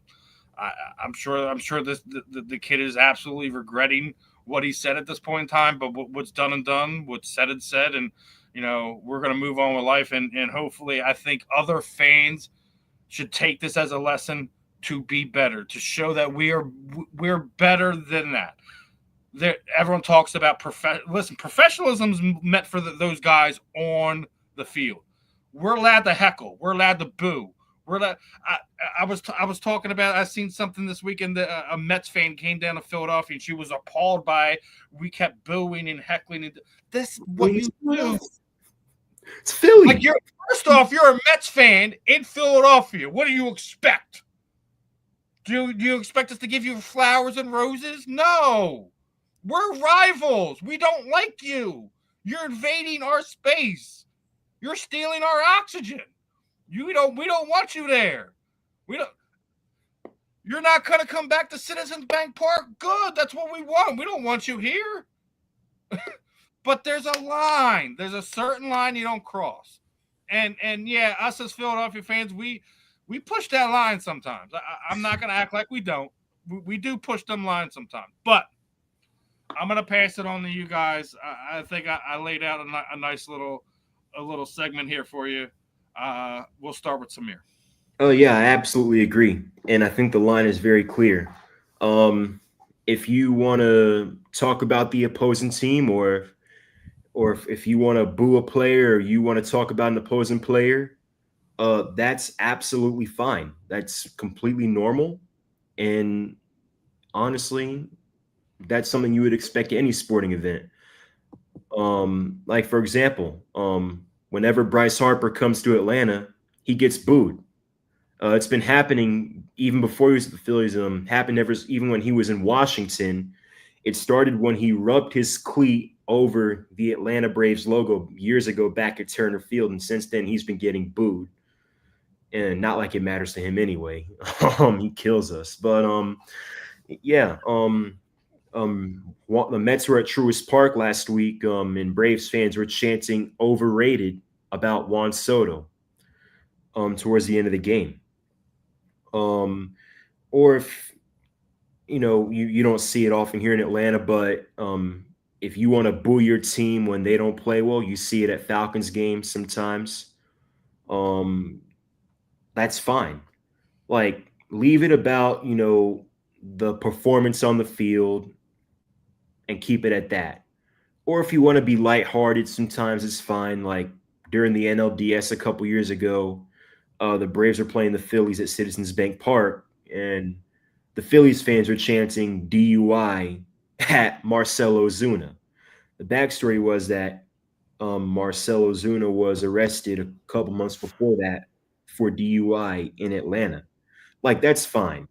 And as much of an annoyance as it is and whatnot, if Knicks fans want to yell F Trae Young whenever he comes to Madison Square Garden, okay, that's fine. But leave the families out of it. Don't make it personal, things like that.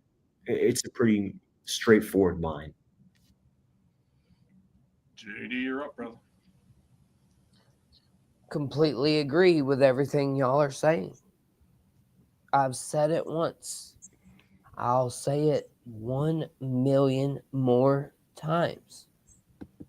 Players and athletes are real human beings.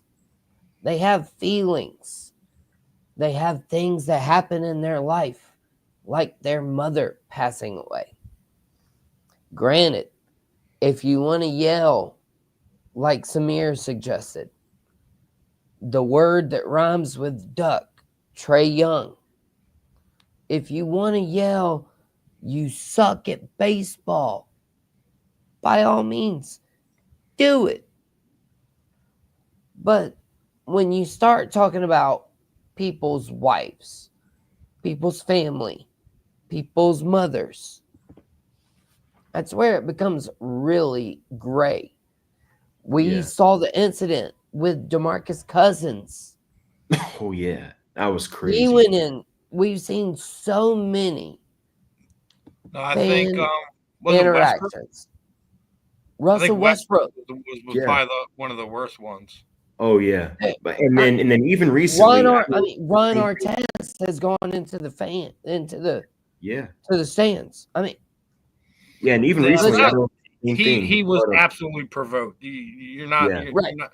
Yeah, I don't blame him for that, honestly. But yeah, yeah. Well, and the one thing I will say is, fans, when you purchase a ticket, that is all you purchase. It does not come with a disrespect clause. Okay? Just because you buy that ticket does not mean you get to say whatever you want to say when you walk into that stadium. Okay? yeah, And I mean, I don't know how much more clear I can be about that. yeah, and I think the part that makes it even worse is that if a fan knows about a certain player's personal or physical setbacks and heckle them about that, like I Right. don't know if this fan knew about Cattell Marte's personal life with his mother.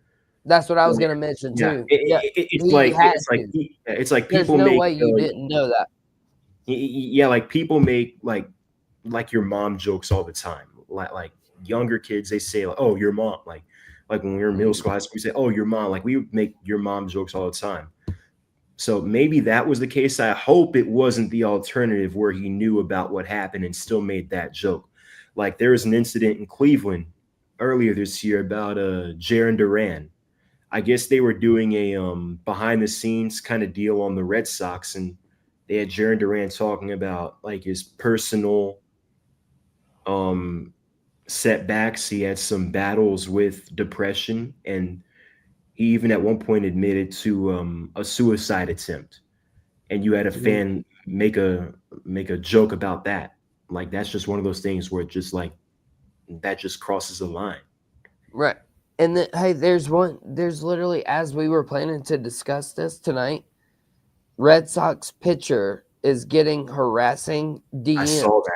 I saw Garrett that. Like Whitlock, his that. wife, is sharing fans threatening messages. Hey, just because the pitcher that you gambled on doesn't get as many strikeouts as you hoped he would, doesn't mean you get to go after him and his family. Like, fans, gambling, whatever it is, be better. This is just ridiculous. I dare y'all to come after me.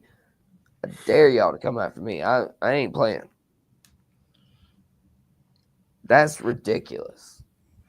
I mean, I got into it with some of my own fans at a game. We're at a Bills game. I was at a Bills game here at Lincoln Financial Field with my uncle, and it was like coming down. And I didn't take my hat off as it was sleeting rain. I'm like, I'm bundled up. I'm like, dude, I already got a cold. I'm not gonna sit there and get my hair and my head wet, and then sit there and have a further cold. I got a job to go to this week, and I'm trying to get back to work. Like you can F right off.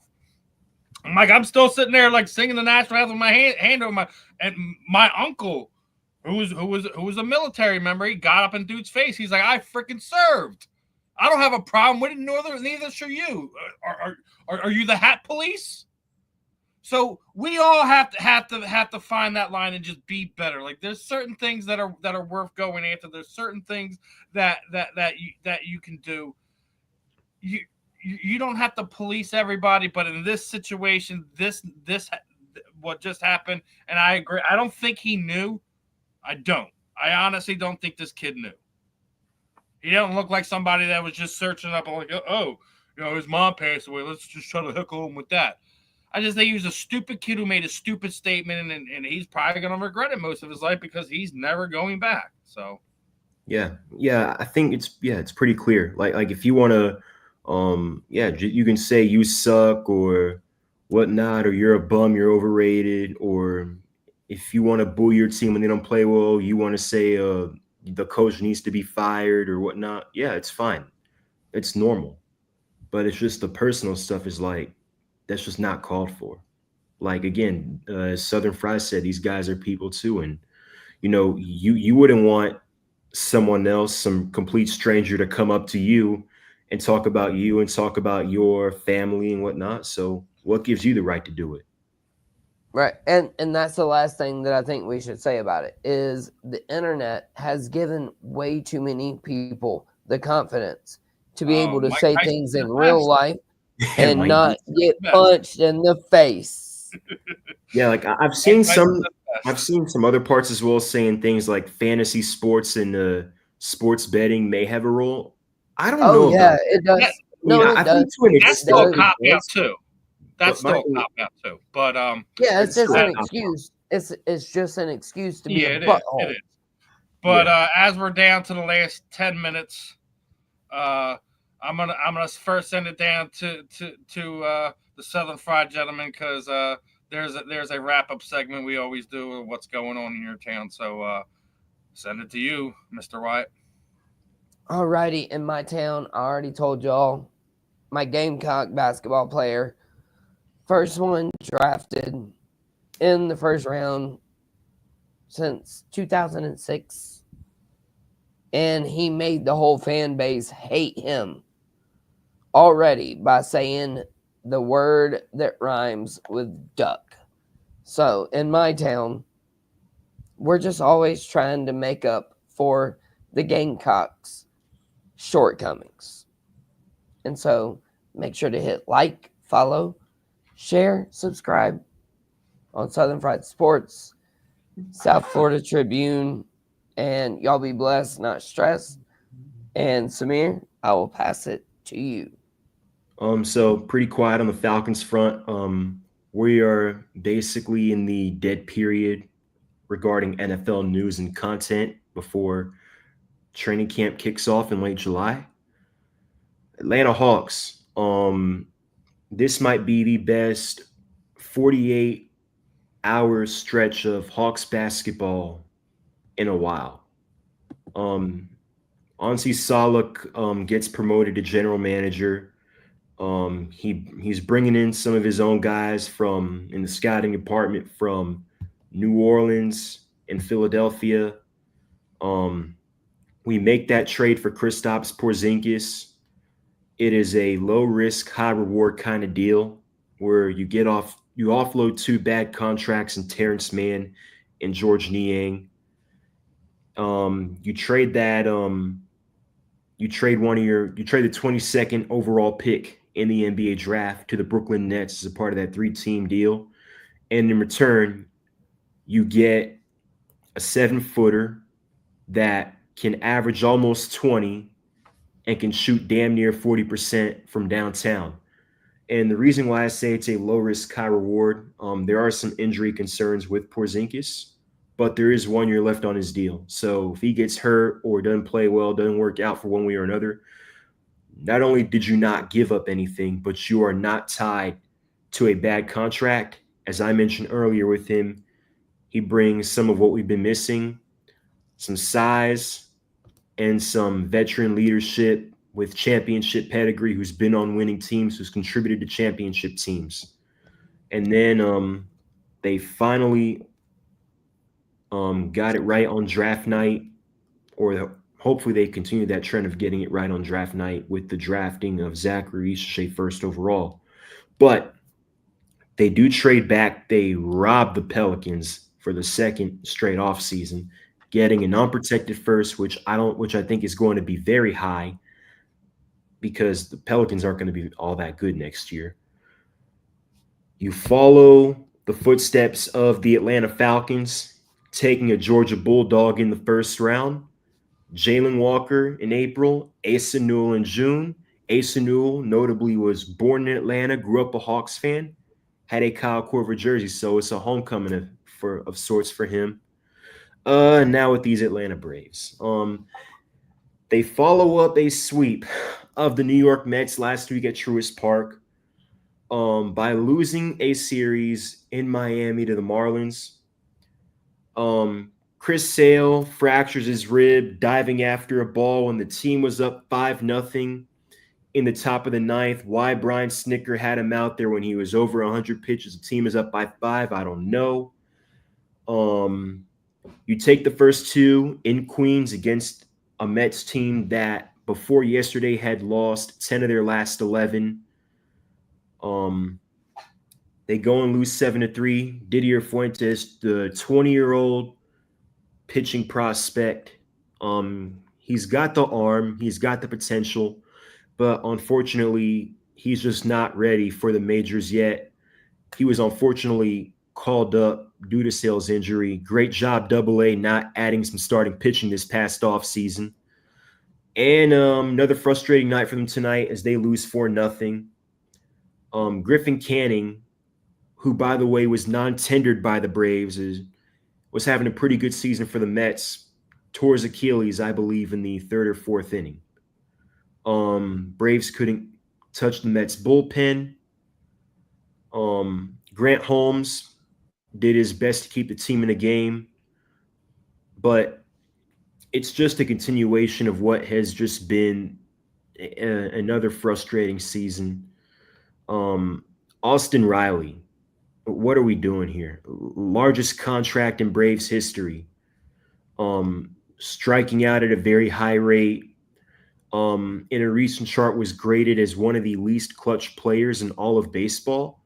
And if you watch the Braves, that comes as no surprise. It seems virtually whenever it's a high leverage moment or we've got runners on with 2 outs, nothing. We get nothing from him. But then when we'll be down 6-0 in the 8th and he'll hit a home run. But whatever. Michael Harris. I heard earlier today on the radio that Michael Harris has not drawn a walk since May 10th or early May. It's almost July, and it just seems like every at-bat's almost the same. He's swinging at pitches that are closer to reaching the other team's dugout than they are to reaching the plate. Ozzie Albies, just another guy who's underperforming. It's just, but if you're a Braves fan, it's another day at the office. Yeah, you were cooking there at the end here, brother. I wanted to let you get your time in. As we're down to the last minute or so, let everyone know where to follow you, where to keep up with what you're doing, Samir. You can follow me on Twitter at ATL_Samir2401. I'm going to be posting some clips on my YouTube page as well, which I've recently started up. And you can find me on Fire Up, and you can also find me hopefully on Inside the Pigskin. We're definitely looking forward to having you there. I'll let Scotty know. We had a good one. Make sure he comes back and listens to this episode when he gets back. But down to the last 2 minutes or so. Final thoughts, JD, before I wrap this one up, brother. Fans, be better. Players, be better. Gamblers, stop gambling. And if you're sick, stop being sick. I just want everybody to be happy. I want everybody to be kind. I want everybody to be blessed, not stressed. And last words are bang, bang, Southern Fried Gang. All right. Bang, bang, Southern Fried Gang. Other than that, make sure you guys are locked in. Make sure you subscribe. Going to have a fun interview this weekend with one of the co-main events for BKFC Fight Night here in Philly. That'll be taking it down to 2800 the arena at the end of July. So make sure you guys are locked in. It's going to have a lot of fun interviews coming on next Monday. Former Phillies pitcher Pat Combs is going to be joining us. Appreciate everyone in the chat room. Appreciate all the love that we get from everyone. Other than that, I'm Steve. That's JD. That's Samir. You can catch us here on the Florida Sports Tribune Media Network. Catch you on the rebound, guys. Peace out.